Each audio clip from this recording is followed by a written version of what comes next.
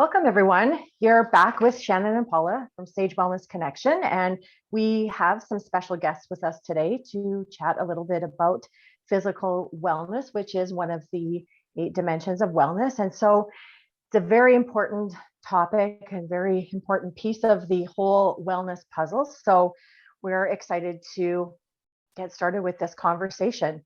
But before we get started, of course, we'd like to introduce ourselves. I'm Paula, and I guess my background is in recreation as a participant in many sports as a child, and then I went to school for recreation and community service programming, and that led me into just understanding what goes into putting together different recreation, sports programs, leisure programs, what's involved in all that. So that was of big interest to me and a very important piece of my education. And then I went on in later years to complete a degree in the human services, and that brought in another aspect of wellness for me. Then, of course, went on to the psychological health and safety, which had more of a focus on workplace wellness and what does that mean for the employer as well as the employee.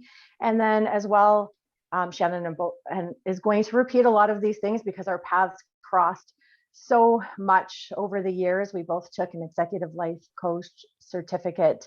We're both 200-hour yoga teachers, as well as we're both working on our 500-hour teacher training as well. And we're both consultants with Sage Wellness Connection. Well, and I think we always joke, Paula, about how it looks like we should have just grown up together or we were twins or something at the time.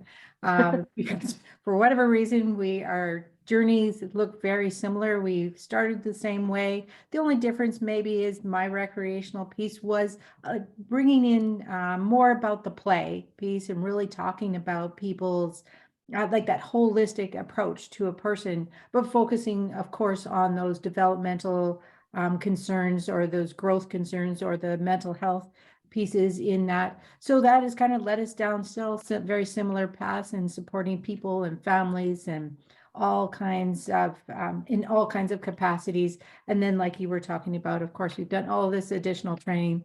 But I think what I love is having that opportunity to really bring the yoga piece to it, because even for myself, it just brought in that extra layer when we talk about physical wellness. That I always felt was missing if I did some personal training for someone or I was teaching fitness classes. I felt there was something missing in that. And that may just been for me. Other people, continued down their path in their way. But for me, yoga brought in that additional piece, not just about, people say, oh, yoga and stretching. It was actually that spiritual piece too. It collectively brought it all together, and I've really appreciated and I've been given the opportunity to share that with other people. And now with this project, of course, that is just built upon that as well. Yeah, I think the yoga just opened up a lot of new aspects for me as well, and then just new opportunities to share with other people also, which has been really cool. So welcome, Grant and Erica, and we will turn it over to you. Grant, maybe we'll start with you. Just tell us a little bit about yourself and what you do. Yeah, so I'm Grant Friesen. I'm the owner-operator of Amped Up Fitness in Wainwright, Alberta. And obviously just my responsibilities there, just managing the day-to-day operations of the business. And then as well, I'm the head coach of the U18 AAA Lloydminster Steelers, which is a female hockey team up in Lloydminster. Sounds like you're a very busy person. Lots of good things going on in your life. Welcome to you as well, Erica. We'll hand it over to you to tell us a little bit about yourself and what you do. Yeah, thank you, Paula, Shannon, for having me. My name is Erica Waller. I'm the owner of Erica Mae Fit, a personal training studio located in Amped Up Fitness. I've been a trainer in Wainwright for 3 years now with 10 years experience. It's definitely what I love to do. Yeah, thanks for having me, guys.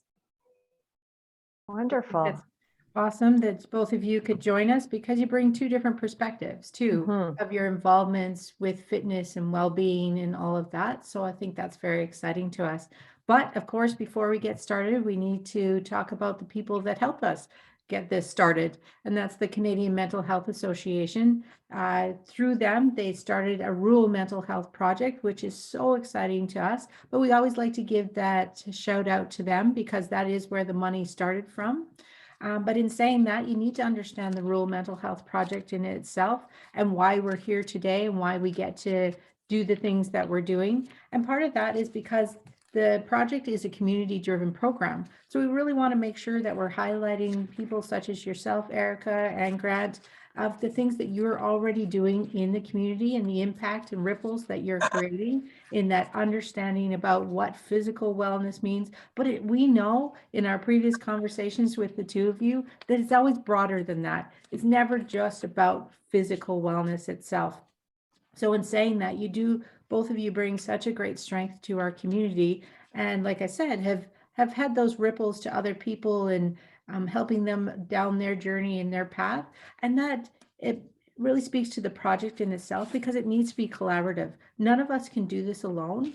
So in this project, we're really making sure that we're reaching out to all kinds of supports because I'm pretty sure that if somebody's coming to you and yeah, maybe they came there for their physical wellness, but they also really needed some support with their financial wellness. Maybe you could have a few good tips and tricks, but you'd probably want to send them on to somebody else who specializes in that area. That's why not one of us can actually answer all of the questions. But I will say, if you reach out probably to any one of us, we'd be able to send you on to somebody who could help you to that next level of support. But most importantly, when we talk about this project, we want people to understand or maybe remove some of those bias or judgments of what we think the words mental health actually mean. Because for us and in this project, we know everybody has mental health. That's why when we say 5 in 5 people have mental health, it's because we all do. No different than our physical health, where you have to work on that. We have to strengthen that. We have to find people that can support us with that. Same for our mental health. But we're not going to be this holistic, well-rounded person if we're not working on all of those aspects, but also acknowledging we're not necessarily focused on mental illness or a mental diagnosis. It's just understanding we've got to build the capacity for all of us when we just as much as our body as in our mind. Well, and I think Ariel Hobrick brought up a good point about thinking about mental health on a continuum.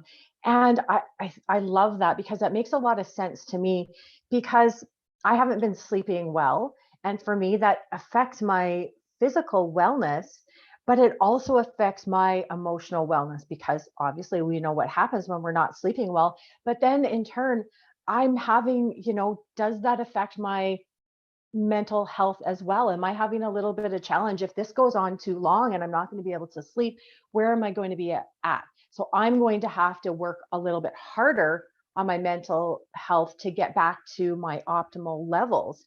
And so I imagine you guys see that a lot as well, people coming in that are just wanting to focus on their physical wellness.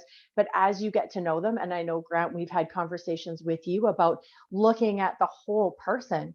And so I imagine that you guys see that a lot, taking that look at, okay, it's not just about physical wellness. Maybe you're going to talk to them a little bit about, hey, you need to maybe talk to someone and get some of these other things dealt with before we are only going to focus on our physical wellness. But we'll get into that a little bit more as we move on, because Shannon and I talk about the 8 dimensions of wellness. And we look at this as a holistic approach to well-being, because we cannot work on one area of our life in isolation. We're human beings. We have so many facets and so many areas and so many aspects to who we are. And so why would our wellness be any different? So we look at it as the 8 dimensions of wellness and how it's like a puzzle. It's all the pieces are interconnected and all of these areas are interdependent on each other. So if one area is out of sync, it can create an imbalance in another area. But because Shannon and I like to talk about a strength-based approach, we look at it in a little bit of a shift in that use one of your areas that you're really strong in to help you with the areas that you're having challenges in, to bring you up, lift you up in those areas, to be able to balance yourself out a little bit more.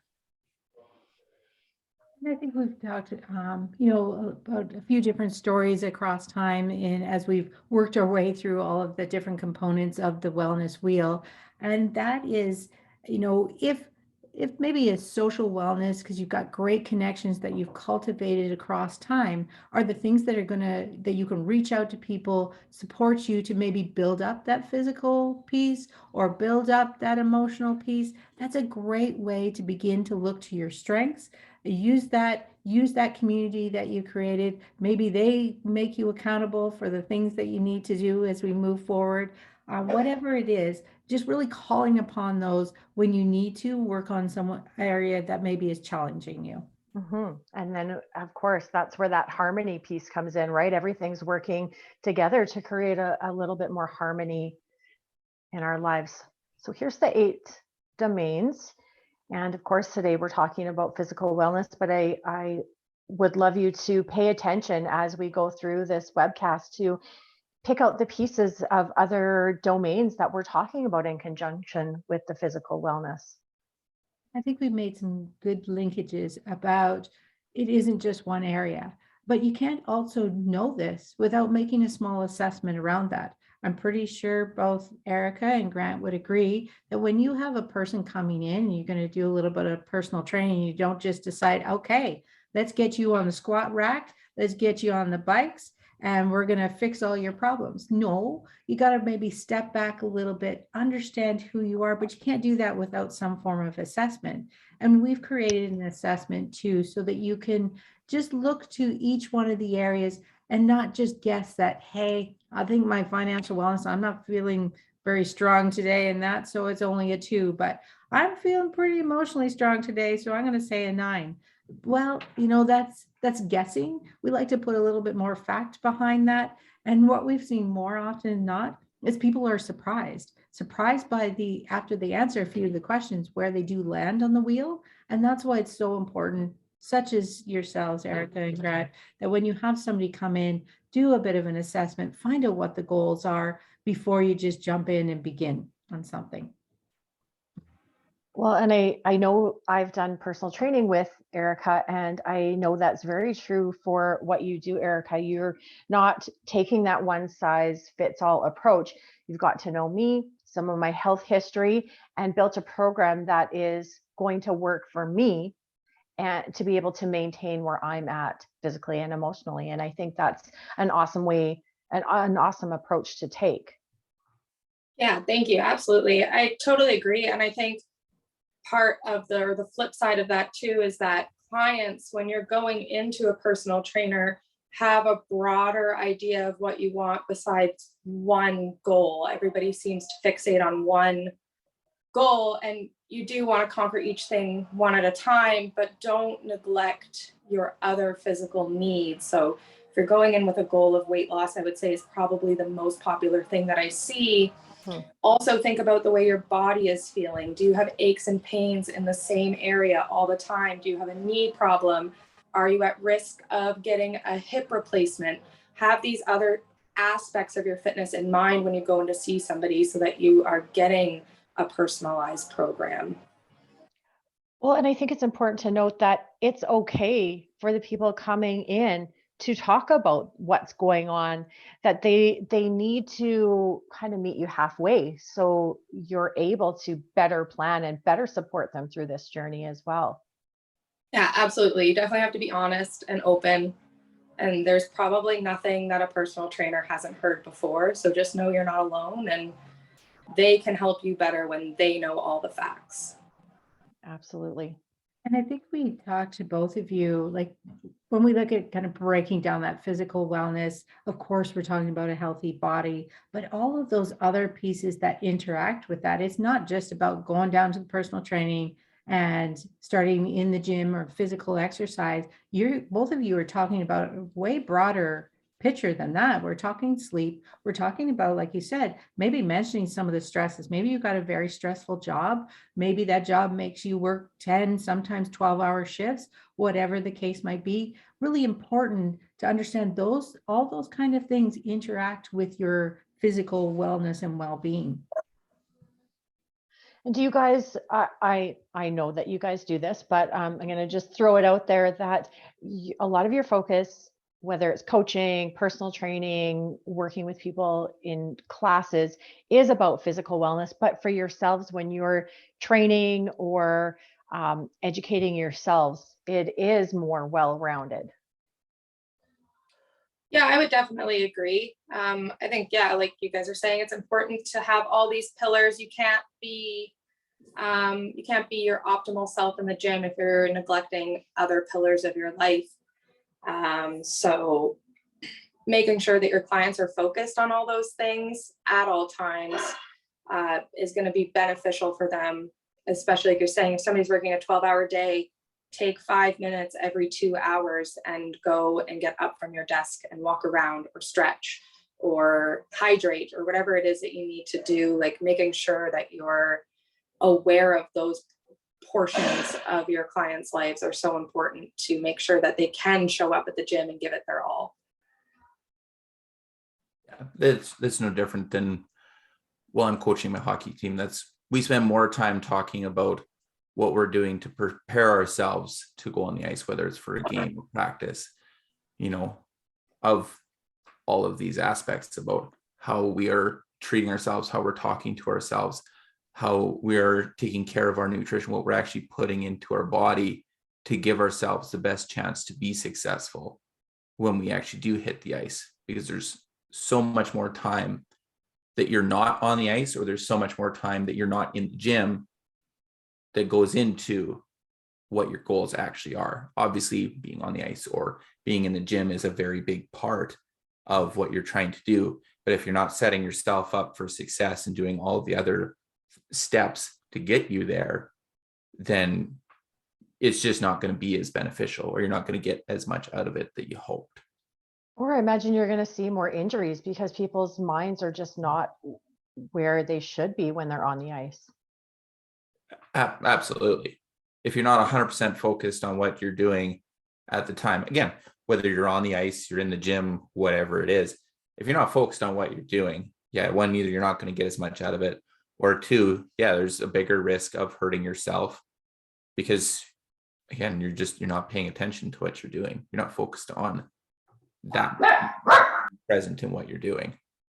Yeah, and I think that's such a great approach, because I'm sure, Erica, you kind of see the same thing too, is just you almost need to have that conversation, whether it's your athlete coming in or the person that you're about to train, because we say this in yoga as well. It's okay. You're in the room now. So let's let any thoughts or worries or whatever it is that you have on the outside of it, let that be outside of this room right now so that you can focus, you can allow yourself, because I think quite often as humans, we carry everything everywhere and we forget that it's okay to focus because we're already here. We're already in the training, or, about to go on the ice, or just into the yoga class.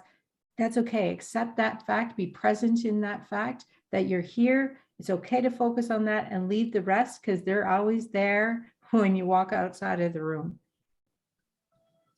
Yeah, and I think the other nice benefit to what I do is that even when people can't manage to leave it at the door, like you're saying, and they bring it in with them, by the time they leave, the stress has lowered, right? That's the huge benefit of physical fitness that I think people are quick to forget, is that you are getting that release of, positive brain chemistry. You're getting that endorphin rush. And even if you felt really stressed out before you came, and like maybe you feel like your time, your hour could be, or even half an hour could be better spent somewhere else, generally speaking, you're going to go back to your work with more mental clarity because you've had this big boost of positive brain chemistry. And so even if you can't leave it at the door, I find when my clients leave, they seem lighter.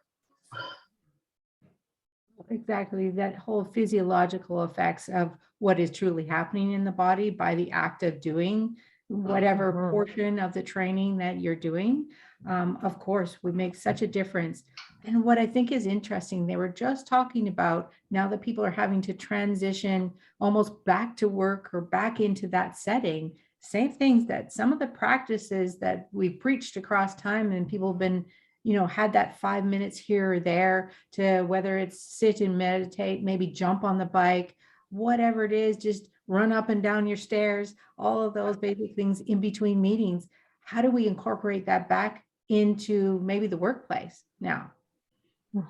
Yeah, that's a good thought, because that's exactly where a lot of us are at now. We're in a transition period, and we know that in transition periods, we often have to use extra tools to be able to get us through. And I think, Erica, even by you saying, the difference of what somebody comes in like to how they leave, that shows us the difference of just giving maybe somebody in the workplace or even if you're at home, just taking those 5-10 minutes to do something can help refresh you and bring you back to be able to do the task at hand. Yeah, absolutely. I always found it fascinating what is an acceptable 5-minute break at work and what isn't, right? Because a lot of the times the things that are acceptable aren't necessarily benefiting our health, like taking a coffee break or a smoke break, but taking a 5-minute break to go walk on a treadmill, that's just not really something you see in most corporate environments. And some have started implementing it, and it's really fascinating to see the correlation between allowing people to take these little breaks for their actual well-being and health and work productivity. But I think it's going to be a slow road for it to get into all corporate, but we would benefit from it greatly, I think. Oh, absolutely. The amount of the increased productivity that happens when you actually take the time away to do something physical or even do something that quiets the mind, you're going to get way more out of the employees at the end of the day than if they're just on that hamster wheel 8 hours a day, 5 days a week kind of thing. And I think that's the importance of this next slide. It's saying everything that like all of you were saying about the impact of that physical exercise on the mental well-being, that they have been able to show that we can relieve some symptoms, when we're considering things like depression, anxiety, how many people pull, especially that anxiety piece into work, especially if they're not feeling competent or confident. So even if it's not necessarily a diagnosed anxiety, just the opportunity to do something that is almost like on the opposite end of the field there can help relieve some of that and bring you back to a state of being able to be more productive. And of course, we're going to say that it's going to help ward off mental health concerns, because that's what they're able to show, that when we can have this full wheel, that by using that physical piece, it will make a difference. And we've talked lots with the two of you around the sleep piece. And we're not just talking about falling into bed. We're talking about, Erica, you talked to us about a sleep hygiene and how important that was. Grant, you spoke the same, that when you're talking to your athletes to set up a good routine, that's exactly what we're talking about here. Not just fall into bed, oh my goodness, worry about what time you need to get up in the morning, but have a really good routine around getting the right kind of sleep. But if you don't, not binge watching TV until you're so tired that you can't stay awake anymore. And we know that some people are using that as a distraction, but maybe they could use the routine as the distraction. And maybe that helps calms and settles people as they are about to enter into the sleep, because we've got to get the right kind of sleep in order to be able to come out healthy on the other side. So essentially what we were just saying with the physical wellness, as Erica, everything you have said, is it does help us create this positive emotional content piece, that if we get good sleep, we get good physical exercise that is right for our body, then we're going to be able to make a difference and have impact on that emotional well-being as well. So it becomes so important. And even when we talk about things that are even more severe in our mental health disorders, around the risk of suicide or just suicidal type ideations or behavior. So really, really important to show how impactful this could be. Yeah, I know when my kids are going through stressful times and they call home and we're talking about it, I always go back to with them, have you been doing your exercise? Have you been going to your classes or going to the gym or whatever it is that they do? How's your eating? How's your sleep? Have you been talking to a friend or, having that outlet? And I know that you guys do that as well, Grant, especially when you're coaching and you have that group of teens that you're pretty much responsible for in that aspect of coaching. You're talking a lot about those kind of things with them. Yeah, absolutely. Probably spend more time talking about that with them than I do about what we're doing on the ice. I imagine it's teenage girls, of course. You have to. Yeah, 100%. And usually that's what ends up being the root of most of their issues is, just little things like that. They're not taking care of, eating the right things, or, they're staying up until an ungodly hour texting people, playing this or doing that or making TikToks, whatever it is. And then they kind of realize, oh, I got to be up in like 3 hours to go to practice. And then they come the next day and now they're, it just starts to snowball from there. Now they don't have the best practice. Now they're upset about that. Now they're going into school worried about how they practiced. Now they're not having the best day at school. Now they're going home or to their team workout being like, oh, I didn't have a good practice. Now I didn't have a good school day. Now I'm behind in this. Mm-hmm. Oh, now our workout isn't as good, and then it just starts to snowball from there. All from a simple thing of, hey, what you have to do is put down the phone and maybe Exactly.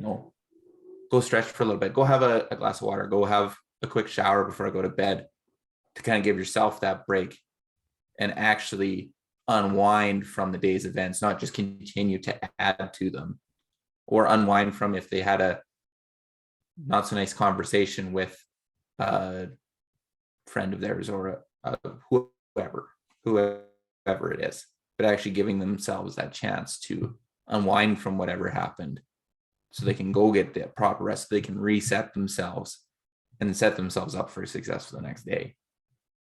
I think there used to be a misconception. I think it's getting better, but there used to be a misconception that we could really do anything before we're 20, anything to our bodies, stay up late, eat junk, do all those things, and that it was going to be okay, that we could just, get better as we get older. But it really is a lifelong practice as far as wellness and creating routines and living our best lives. It really is lifelong. All I was gonna say was I think that's where sometimes, at least the girls that I've coached and the boys, that it's not necessarily that, they can do it because they're under 20. It's just they just can't pinpoint that that's why they're not having the best day or they're struggling with something. Mm-hmm. They just don't know why it is. Yeah. Yeah, it's a lot easier to instill these good habits from a young age than it is to reinstill good habits and ditch old habits at an older age. And we give kids this freedom, not just with sleep, but also with other things, right? Like, it's young, they can afford to eat candy at 9 o'clock at night. But what we don't realize is when we teach kids that it's okay to eat candy at 9 o'clock at night at 10 years old, their brains don't realize that, now because you're 20, it's not okay. And like you said, Paula, we're teaching bad habits at a young age. And yeah, it's not a big deal when they're young, but it's a lot harder to stop doing that when you're 18 and stress is higher than it's ever been. And now you have to get rid of your 9 o'clock TikToking or chocolate bar or whatever crutch it is, TV watching. Yeah, exactly. And I think you make a good point as well, like starting these things early, but also on a parenting side, modeling these things as well. Because if you're not doing them, or you're showing your kids, yeah, when you're really stressful, this is what you have to do. It's okay. You have to binge watch something. You have to avoid it, whatever it is. Going back to those good routines will also instill that in kids, because we know their brains are building over time and they're collecting in all that information around them. So you're right. Like, it's nothing wrong with identifying what are treats and what are not, and things like that. But if you keep giving yourself that buy about, yeah, you're just 10, or now you're just 15, or now you're just 20, because it feels like you can get over it quicker, you're right. You're just always behind it, then working hard to try to reinstill something, a different pattern, a different way. And you're right, that does not get easier with age. No, it doesn't. And also, I think that it's important to note that it is not just easy for certain people. It's not just easy for you, Grant. Well, of course, you're you, Erica, you're you. Nutrition, exercise, all of that should come easy because it's just who you are. It's work for you guys. You guys spend a lot of time and effort looking at your well-being overall, because Erica, when you talked about the amount of time and effort you put into creating that sleep hygiene routine, that wasn't just something that you just said, okay, I'm going to change it up and I'm going to sleep better. No, you actually researched that. And I think that's important, that if you want to improve an area in your life, you do have to put some work into it. Yeah, absolutely. There's definitely effort that goes into it. And I think the most important thing people should do is work on one small goal at a time, and don't bite off more than you can chew and decide you're going to wake up and change your entire lifestyle overnight. I worked on fitness, and when that became easy, I worked on nutrition. And when that became easy, I got into sleep hygiene. And you focus on kind of one thing at a time. And once that habit is instilled and it's no longer work to do the quote work, then you start looking at implementing another habit or changing a different habit so that you don't become overwhelmed with the lifestyle change. And then you can go back and say you're doing really well and you've worked on your sleep hygiene. Maybe you want to tweak something in your physical wellness. Maybe you want to look at a new program, or like this is just dynamic. Wellness is not static. We always can work and improve and make changes and try new things as well. Yeah, absolutely. There's always room for growth in every aspect of health, just like you guys said. Even if you're excelling at one pillar on the wheel, we're never at 100% for any of them. And switching direction and focusing on one thing at a time helps you instill habits more easily, but always being able to switch between which one you want to do next. And I think as humans, it's important to always goal set and be working on improvement, because that's what we're here to do. Absolutely. I like that idea. If you're going to work on like a smaller aspect where then you can actually feel some success as well, because we all know when we jump into something too big, too broad, it's pretty hard to get to that feeling of success. It feels like you're always kind of behind that. But even, I think it's important when we've kind of brought up the athlete thing as well, that they do want all of those other pieces in their life. They do want social connection, right? Hence the TikTok, hence the texting, hence all those kind of things. They want to be a part of that. So we have to help them through that, though. Like, they're not going to kids aren't just going to come up with that on their own. And that goes back to, once again, that modeling piece of not saying, well, you know what, I wish I had all that as a child, so I'm just going to let my child do that. If they want to be the athlete or they want to be the healthy child, you've got to be that as that role model as well in their life. Absolutely. Well, if the person that you're supposed to be following isn't modeling it, why would I do it? And I think, it's about showing them not just the discipline side of it, of doing all of these things, but showing that there can be a balance to it as well. That, okay, I'm going to make sure I'm taking care of, my fitness, my sleep, my all of these things, but it's okay to then also maybe schedule in some time to go hang out with those friends, go and have maybe that big Sunday, if that's what you really want, but that's not the habit anymore. Like Erica was saying, that's not the crutch that I just fall back on. That's something I get to actually enjoy and then move on. Not something, oh, I got a little bit of stress. Okay, now I'm going to go crush some ice cream. Yeah. And balance is so important too, right? Neglect is no better or worse than obsession. They're both equally as harmful. So if we're not following a balanced lifestyle in an extreme sense, you know, the side effects are just as dangerous. Burnout, obsession with food is very dangerous. Obsession with exercise. Like if you look at how many people in the last 15, 20 years with working out in a gym becoming so popular have pushed their health past the point of being in a healthy range due to obsession with aesthetic. You know, how much size can I put on? There's 16-year-olds taking testosterone on YouTube. Like, we have to be careful on both ends of it. It's a very tricky balance that I think everyone works on for a long time. Oh, it absolutely is. I think that's a great point to make, though, is to say, let's look to see who you are. Well, it goes back to those goals things, but it also goes back to a little bit of reality. You're right. If you're 16 and your genetics mean that you're just supposed to still be kind of that string bean kind of kid, that's not natural. You're not going to be able to maintain that in any positive way. And that means you're foregoing something in that balance piece that you really have to look at. Do you want to be that healthy 30-year-old that we're not saying you can't get there to be a little bit bigger, to be very strong and all of those kind of things. But when it looks unrealistic, it is. It's not real. When we look to our celebrities, that's not always real. Just because they have a personal trainer doesn't mean they aren't using other things to be able to look that way. So we have to be healthy.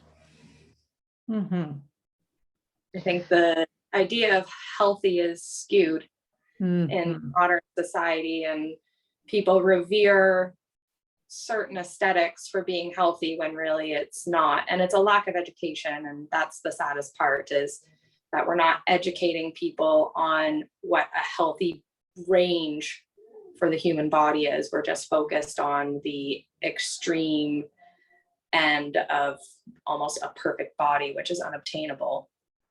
Because those are the popular, those are the people that we see maybe having more popularity on social media, for example, but often they're you know, using filters, and they're only showing certain aspects of their lives as well. They're not showing the whole picture. And so that definitely becomes dangerous as well. I think that's important to bring up if you're choosing to go down that athletic path as well. All kids don't develop at the same time. That doesn't mean you can't be a good soccer player, hockey player, whatever it is you're choosing to be, but you just may not develop at the same time. So trying to do that and forego those other balance will not get you there any better, just less healthy. So the one thing that I want to talk to you guys about is what's on this slide is we all have off times. So how do you notice that you're off, or that you're, you know, maybe feeling a little down, maybe your body's not feeling well, and then what do you do about it? How do you get back on track?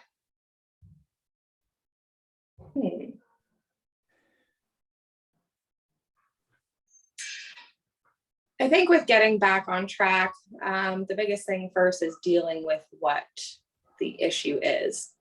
You know, if there is something going on, you have to get to the root of it. You have to identify it, because ignoring it, it's just going to pop back up. Or even if you don't think it's there, it still is affecting you to a certain extent. So for me, I think meditation helps me the most with that. I wouldn't say I'm very good at meditation. I think it takes a long time to get there, and it can feel awkward for people at first, but it definitely, if you can stick with it, it definitely is going to help you become more in tune with figuring out what is wrong more quickly, or journaling, or some kind of momentary self-reflection with no distractions. Just creating that quiet space for yourself. Yeah, because once you can identify the issue, then you can put a plan in action to how you're going to deal with it. If you just try to push it aside and not focus on it, it's always going to impact you at the most inconvenient times. And then for me personally, once I can identify something, the first thing I like to do is go and get a workout in, because it is such a nice reset. I'm sure for a lot of people that doesn't seem like a way to find joy, but maybe do movement that brings you joy. For me, that's lifting weights. Going and lifting weights makes me happy so that I can have that moment to reset. For some people, it might be harder to do the gym, but any form of physical fitness, even just dancing in your living room, is going to bring you, again, that rush of endorphins that's going to help you reset and kind of get on with starting your plan of action to deal with the problem. Absolutely. Well, I think, for me, it is, once you kind of identify what's actually going on, what helps me a lot is, like Erica was saying, was the journaling. Was writing it down, really defining what's actually going on, and then starting to write out what my plan is to move forward. Actually write it out. So then I can see, and you can have, almost paring it down to having little goals. So, you plan it all out, and it can be, okay, I'm going to check mark this off, that whatever, I got off the couch. Okay, check. Now I went and had that glass of water. Okay, check. Now I got out the door to go to the gym. Okay, check. That's something that definitely helps me out for sure. Excellent. We talk so much about reflection and journaling, and it's such tangible ways to get back on track.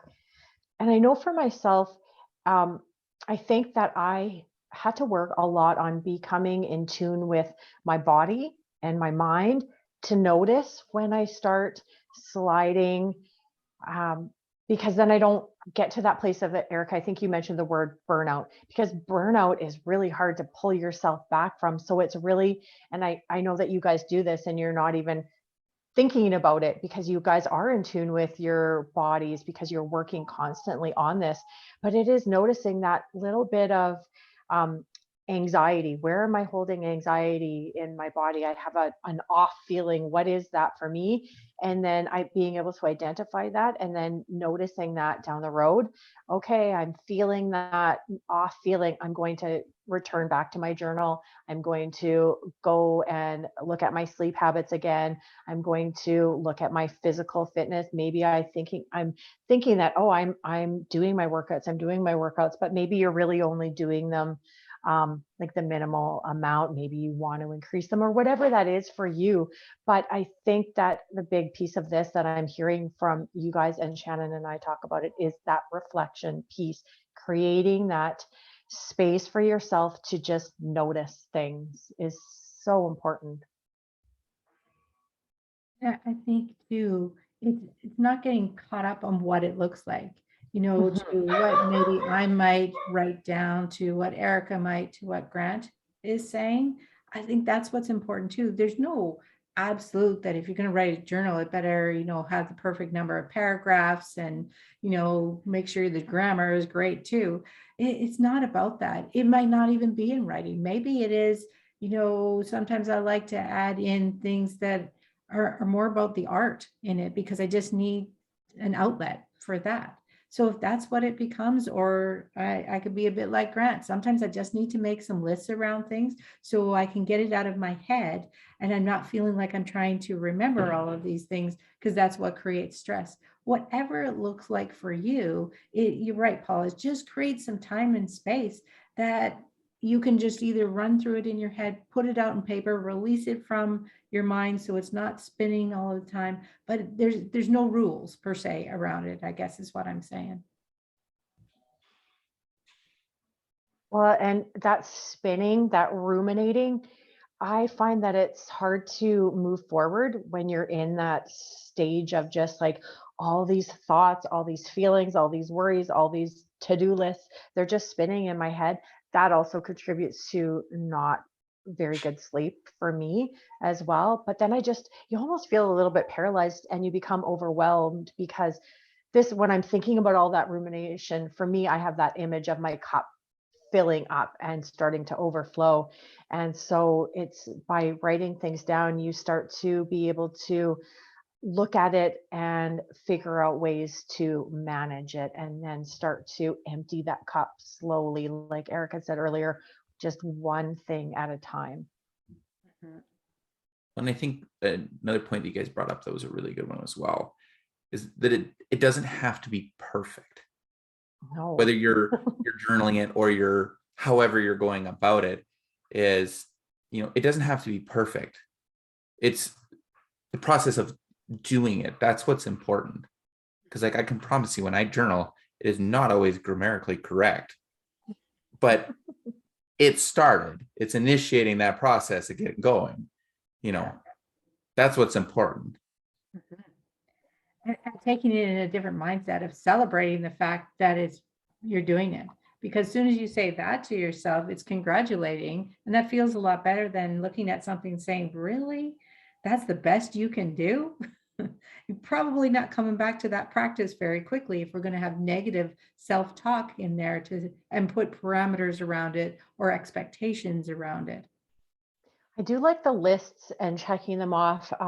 When I was working with a child years ago that had fetal alcohol spectrum disorder, it was in the school, and the teacher and myself were talking about strategies. And one thing that worked very well for this child was having a whiteboard with the things that were happening during the day, and then he would get to erase what he had did, and then it was just he could feel the success in that day.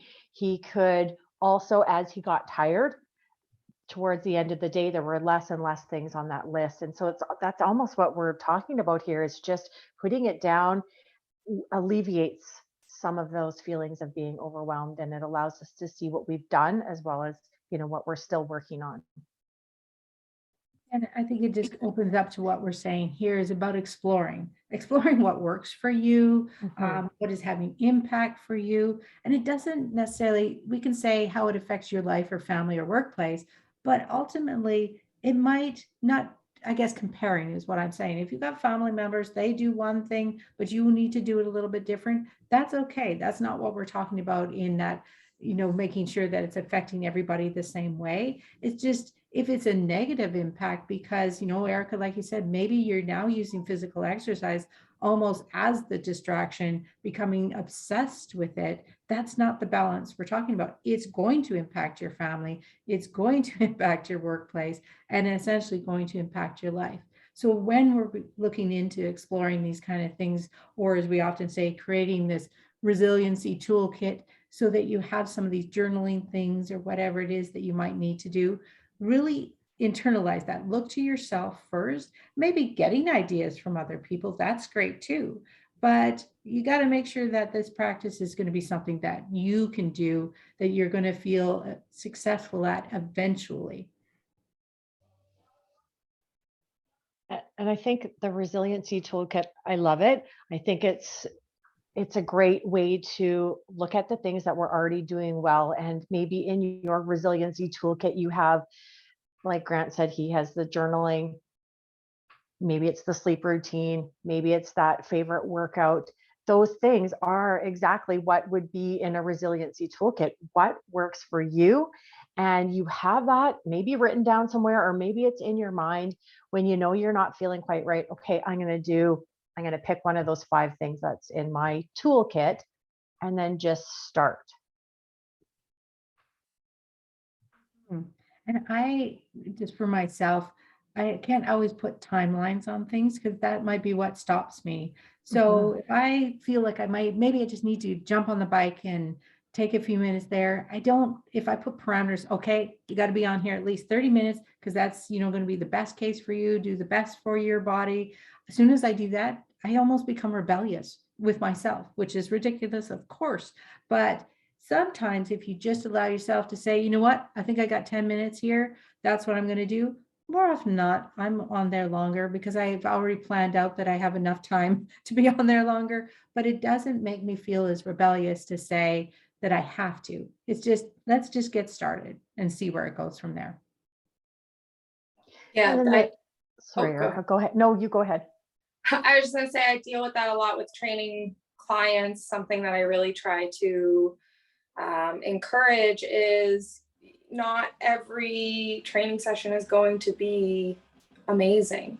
Not every training session is going to be lifting the most weight ever. In fact, more training sessions will be not great than ones that will be amazing. So even if you're feeling, a little bit tired or lacking motivation, come in and work around how you're feeling and make sure your trainer or your program allows you to work around how you're feeling. And if you come in and you just focus on mobility and abs for an hour, that's way more beneficial and probably exactly what your body needed, so that the next time you come in, you're primed up for a great workout. And just learning that you don't have to have this insane structure or guilt around, especially with physical activity, not achieving the exact goals that are laid out for you, because the human body does not work on a perfect template or time frame. Exactly. I think we're talking about a lot of these as we're going through. Yeah, and I think it really is, you both have said lots about it's a lifelong thing. It is a lifelong learning. When you go and you access, whether it's Erica or it's Grant through, being the coach or whatever it is, those are just the beginning. Use that as the beginning of learning maybe some new habits, new ways of doing things. And sometimes that creativity or that curiosity that we call upon when we reach out to other people creates that lifelong piece that, we talk about the toolkit. So yeah, you're building up that toolkit to call upon it. I always like to make it similar to if you have kids and they get tons of toys, that they can't play with all of them. In fact, it just becomes chaos. So usually you remove part of those toys and you put them away so that when you bring them out again, it feels all new. That's a bit like a resiliency toolkit. You're not using everything in your toolkit all of the time, but you're having it there. So when you bring it out, it might be just what you need right now. And that's what we're talking about when it's a lifelong piece. Yeah, and engaging that intellectual wellness as well, then it connects to that physical wellness in a whole new way, because you're getting excited about learning something new.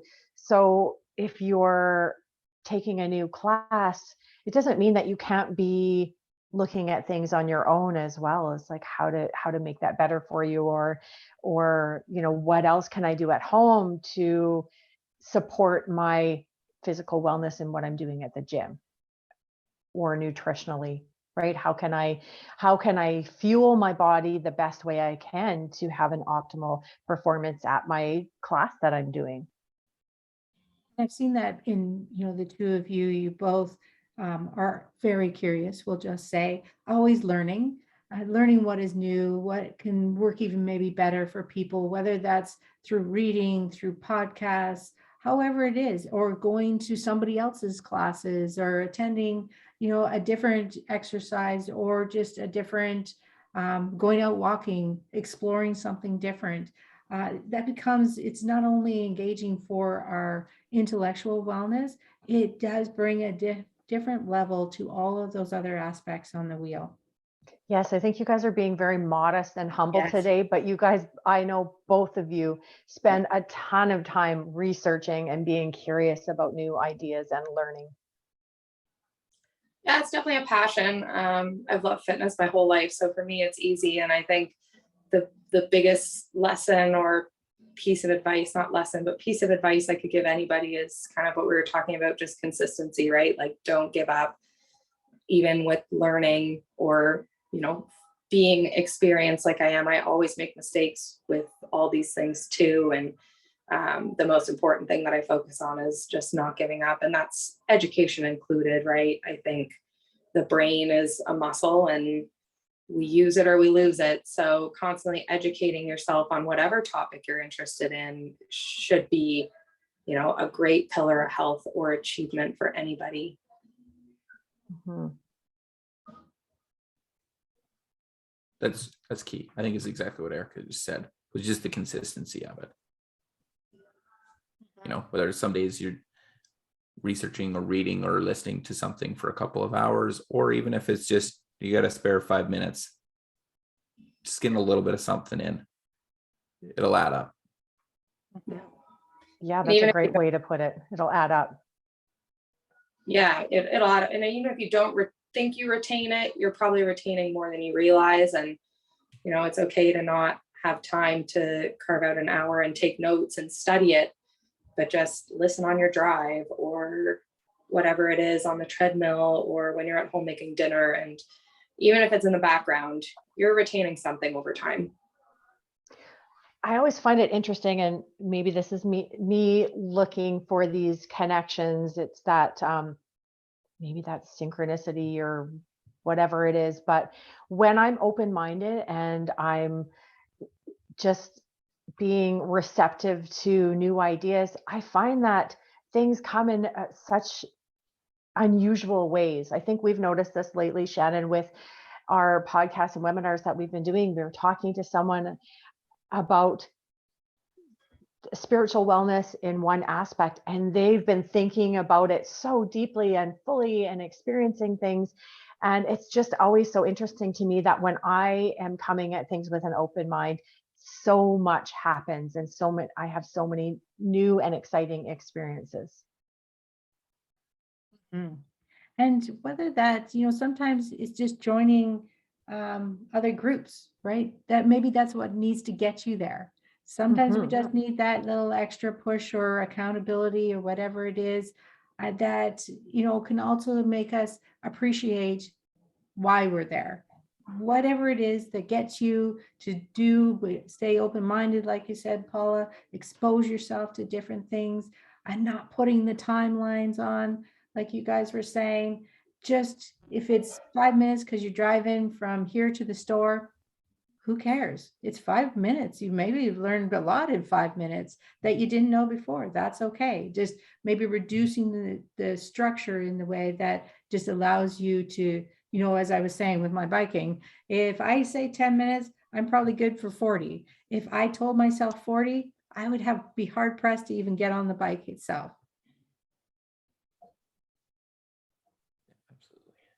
And then going back to that reflection piece, how are you feeling?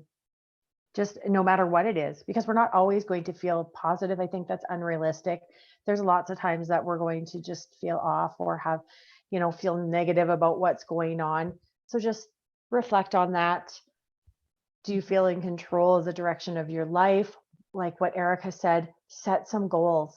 I think that's a really good way to be able to set a direction and then have achievable steps to be able to move forward. Even Grant, when we kind of began our conversation today and talking about, what might be happening with the girls of, all of a sudden they're on really late at night, didn't realize now it's 3 a.m. and they've been TikToking or texting or whatever it is, and how it just snowballs from there. It's just setting those little small goals instead of saying, well, you can never TikTok and never again should you text past midnight, because then we know we're setting up for failure. But if we just do the small little steps, and Erica, you kind of said the same thing, don't jump in too deep, set the small steps that maybe, it probably would make me feel better tomorrow if I don't do any more TikTok past 11:30 at night. I'll just try that for a while. I won't say I have to, but I'm just going to try it. But for kids, I think putting those kind of parameters around that, so then they feel like they haven't lost control. They still can do some things in that, but it still gives them the time to also do the things that they need. Yeah, especially with phones too, a really great way, because I know phones are such a addiction for all of us. Yes. The screen time, you can actually watch and monitor your screen time, and I'm sure we've all seen it on our phone, and it scares the hell out of you when you see how long you actually spend on your phone every week. But a big way that I've tried to push myself with decreasing screen time is just trying to get that percentage lower, because it does actually send you a weekly update and it'll tell you you did 5% less screen time than last week. And that's how I've been pushing myself, specifically with my phone, or swiping over and looking, okay, where am I doing productive things on my phone and where am I wasting time, and how much of my screen time is spent wasting time and how much of my screen time is spent productive, because we're all going to be using our phones for the rest of time. But are you using your phone as a tool, or are you using it as like almost like a time suck? Mm-hmm. And that's kind of my favorite way to watch it, is the percentage of time spent. And that's exactly what one of those healthy, effective strategies are, right? Is your phone causing you stress? Well, that is exactly a tool to use, but it's also, you just hit another point. It's another way to identify a priority. Is what is your priority and how can you get there? You just talked about a way to get there. If being on your phone is not a priority, well, how are you going to minimize that? And, like we said, no different than the workout. Somebody comes in to you, Erica, and says, I want to lose a bunch of weight. Well, okay, but is that truly the goal or the priority? Is that, or do we need to look at, are there ways you could be healthy? Because maybe, like I always said, I'd love to be taller, but I'm never going to be taller. So I need to be very realistic in the goals for me about what that looks like, just like goals for weight. What does that actually need to be? All of those kind of things, just so that you can create priorities that actually you can be successful with and work within the parameters of what your life looks like and reflect upon those. Like, if family time is important, whether you have kids or not, you got to come up with a way that that's incorporated. And maybe it is that maybe you want that workout at the gym, but maybe it's also going for a walk with the kids as well. So you can incorporate all kinds of things. Yeah, exactly. Physical activity can come in such a variety of ways. And so balancing that out with family, friends, go to a class with a friend. I think when we were talking to Christina Harvey, she said that was a huge piece to her social, or to her physical wellness, but also her social wellness, was going to a fitness class with friends. It just, she was able to kind of check two of those boxes.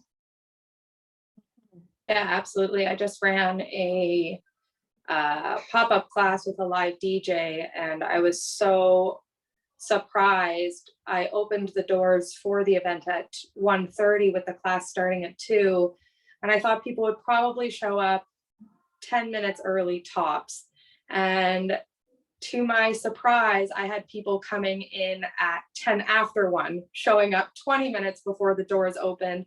So that social aspect of doing group fitness is such a special part that other forms of fitness don't really have, but it's so wonderful that people can connect with other like-minded people, because who knows, you may find a gym partner or a running buddy or whatever it is, or just a new friend at group fitness that you maybe didn't know, even in a small town like Wainwright.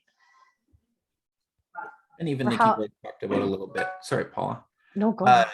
About how, maybe it can be in different ways, that physical activity, whether it's going for a walk with your kids, or even a couple of years ago, one of the teams that I coached, we went and had like a fun team builder where all we did was we were in this cage and we shot Nerf guns at each other for an hour. Well, all of a sudden, once the hour is done, you're playing that with 20, 13 and 14-year-old boys. All of a sudden you kind of sit down at the end, you're like, oh, I'm exhausted. I'm sweating. I need to go have a shower. That's physical activity too. Yeah. You don't realize it because you're just playing, but what you were actually doing was sprinting, squatting, jumping, and doing ungodly agility to try and run away from crazy teenagers. Yeah. But that comes back to that play piece that I started with. you know, how important that is. If we want to have these goals, maintaining the play in those goals is so important. That kid aspect of just going to have fun. You can have fun at the gym too, Yes. whether that's also bringing in that social piece, but then you're getting the value of both. And play is ultimately becomes important because you're willing to accept things in such a different way. And then we don't forget that very innocent piece that we leave and let go so quickly. And we even expect our teens to do the same. So I think that that's such a great way because we allow them to be that kid-like essence again, and even for ourselves as well. But still do have to do hundreds of squats. Exactly. Well, and I was going to mention do I know who to access for support in my community? Well, I think we talk about the unusual suspects. So who are those informal people maybe? So it could be coming to the gym, you're doing your own workout, but you're connecting with Grant, you're having a conversation with Grant. Maybe you're asking some questions about the equipment that's in the gym, learning something new. Maybe you're just having a conversation to have a conversation to engage in that social wellness piece. Maybe you're connecting with Erica, doing some training, going to her classes, or just even being inspired by the new things that she's doing in the gym, or listening to these types of podcasts, webcasts, learning from the two of you. You guys are amazing supports in the community. And I think that's important to note, that support comes in many different ways. I think you can learn so much. I know I've spent many of my years in gyms. If you just listen to the conversations, the things I've learned, whether it's about finances and investing to what's the latest, greatest thing to go have fun at, all of those kind of things. There's all kinds of conversations going on all the time. And in fact, at times, I think with some, I think, whoa, are you actually here for the workout? Or are you actually just here because you need to talk about how stressful it is to have a baby in your house right now that never sleeps?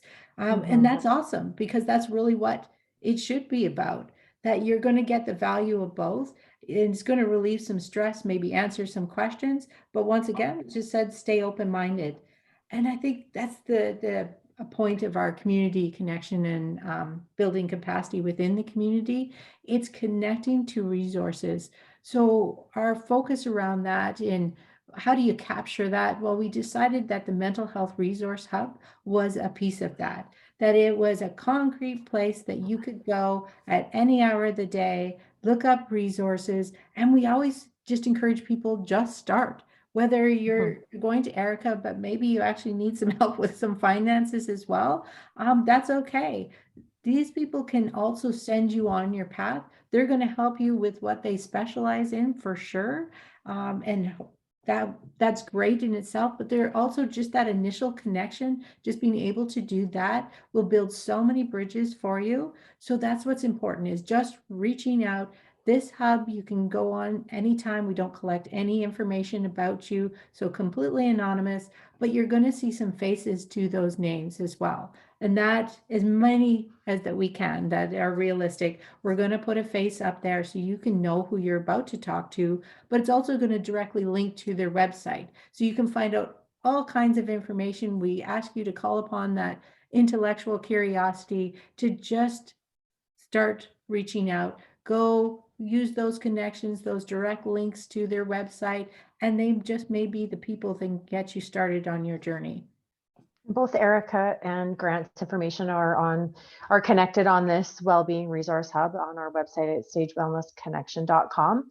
Before we go, is there any up and coming spring programs that you guys want to share with us?